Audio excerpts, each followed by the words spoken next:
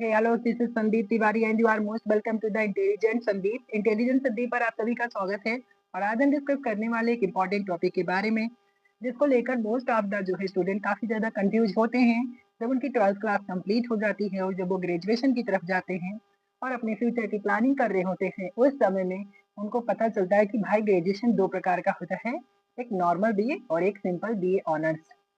तो अब हम आपको बताते हैं कि इन दिनों के बीच में डिफरेंस क्या है और ये हमारे फ्यूचर को कैसे अफेक्ट कर सकते हैं। तो कोई भी स्टेप जो आप लीजिए वो काफ़ी सोच समझ कर लीजिए और सारे जो है ऑप्शंस के बारे में डिटेल से जान के ही आप किसी भी चीज़ को जो है चुनिए, क्योंकि ये आपके फ्यूचर को काफ़ी ज़्यादा इम्पैक्ट करेगा। चलिए सिंपल बीए जान लेते हैं। देखिए स्टूडेंट, सिंपल बीए क्या होता है? 3 साल का प्रोग्राम होता है। इसमें आपको पहले 2 साल तो तीन तीन विषय पढ़ना होगा, मतलब आप 3 विषय से फॉर्म भरेंगे, तीनों विषय आप 2 साल तक पढ़ेंगे। लेकिन थर्ड साल में क्या होगा, तीसरे साल में होगा कि आपको तीन में से कोई एक विषय छोड़ देना होगा, बाकी का 2 विषय पढ़ना होगा। अगेन एक बार रिपीट करते हैं कि 3 साल का आपका बीए होगा। 2 साल तो आपको तीनों तीनों विषय पढ़ने रहेंगे, लेकिन तीसरे साल में आपको सिर्फ 2 विषय पढ़ने रहेगा, एक विषय हटा देना रहेगा।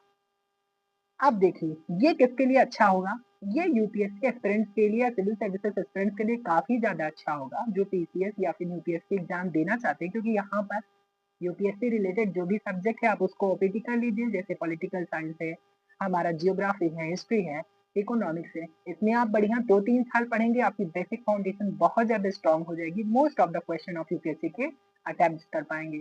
तो ये आपका सिंपल बीए काफी ज्यादा यूपीएससी एस्पिरेंट्स या सिविल सर्विसेज एस्पिरेंट्स के लिए बहुत अच्छा होगा।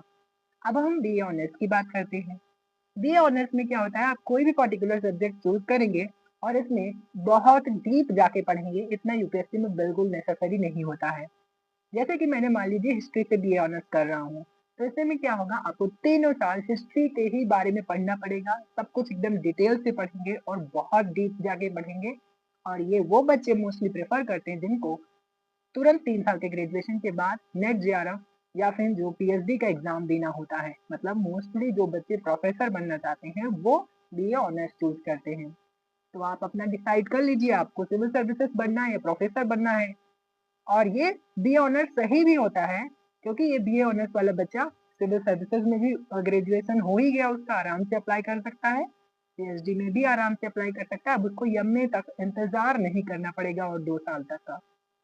तो ये काफी ज्यादा एडवांटेज होता है, वो डायरेक्ट पीएचडी के लिए अप्लाई कर सकता है। तो जिसने भी फील्ड में आपको जाना है तो सोच समझ के जाइए, और बीए ऑनर्स करना चाहते हैं तो बीए ऑनर्स करिए, और अगर आप यूपीएससी के लिए जाना चाहते हैं तो सिंपल बीए करिए, जिसमें आप 2-3 सब्जेक्ट बड़ी आराम से पढ़िए जो आपके फाउंडेशन को काफी ज्यादा स्ट्रांग बनाएंगे। तो मुझे लगता है काफी कुछ समझ गए होंगे, और सारी जो भी आपके दिमाग में प्रॉब्लम है और इस यूट्यूब चैनल पर आप बहुत सारी प्रॉब्लम क्लियर कर सकते हैं। मुझे लगता है आपको सब कुछ समझ में आ गया होगा। मिलते हैं नेक्स्ट ऐसे इन्फॉर्मेटिव वीडियो के साथ, तब तक के लिए बाय बाय फ्रेंड्स।